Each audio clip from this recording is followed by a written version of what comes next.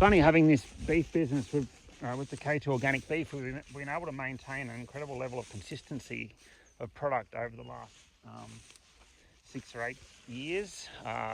You know, through droughts, through good times. It always, I think a lot of that comes down to the way animals are handled and the environment they're from. We often have people ask what breeds of cattle or what breed of cattle we produce.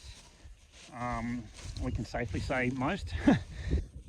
We don't. The reality is, I'm a big believer in crossbreeding. I want to have a female herd that matches my environment. They're resilient to tick and fly. When I say resilient, they have a calf each year despite tick and fly burden. I don't necessarily want to see, you know, an animal that never gets a tick or a fly, because I also believe that might be an indicator of low hormone levels. We've done a bit of testing on that, and it seems to be the animals that don't, the least fertile animals also seem to get the least amount of tick and fly, which is a pretty strange thing.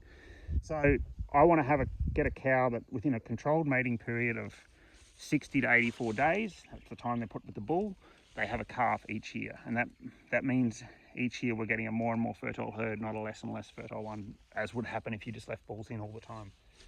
So that's the female herd.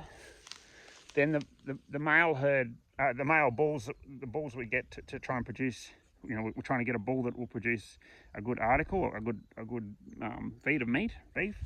So we're all grass fed, grass finished, and certified organic. So we want a bull that can handle the environment, but more importantly, we want one that's going to be brilliant to eat. So we're looking for a butter bull. We're looking for a little 450 kilo bull, medium frame, that's going to produce an incredibly tasty 2-year-old 450 kilo completely grass fed finished steer, whatever.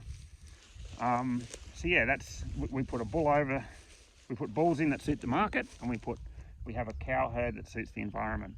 And that seems to be working okay, but it just means we've got lots of different breeds.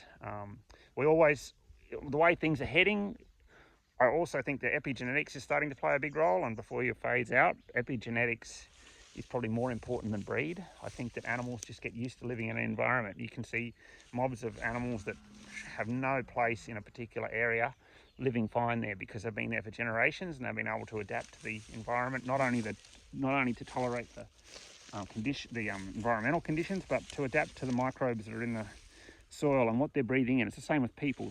You just get used to being in a particular area and highly adapted to it. We don't have a system where we're buying and selling buying cattle in all the time. We breed, everything that we breed goes out as meat. We don't have so that means our epigenetics builds up, and I think what that's enabling us to do is having larger and larger percentage of British breed in our animals. British breed generally are known for their meat quality, but they're the Angus, and we've got some Speckled Parks now, and those sort of, and Hereford, those sort of breeds, are known for good meat quality, and that's definitely showed through. So if we can have, a higher and higher grade of them because of this epigenetics effect, because of this effect that animals become more resilient to their conditions by living there for generations and generations, then I think that's yet another benefit of being certified organic over, a conventional guy who might buy and sell regularly to top up his herd or cut it down. The downside of doing that, of course, is having a more stable herd number. You can't adapt as quickly to seasonal conditions, so we have to be much more we have to be much more proactive, I guess, in managing for seasons. So anyway, that's our strategy. If anyone wants to know what type of beef K2 organic cattle are, or what breed they are, there's a big variety, and there's a reason for it, but the meat is incredibly consistent because we standardised the bulls that produce the finished article. Try it and see.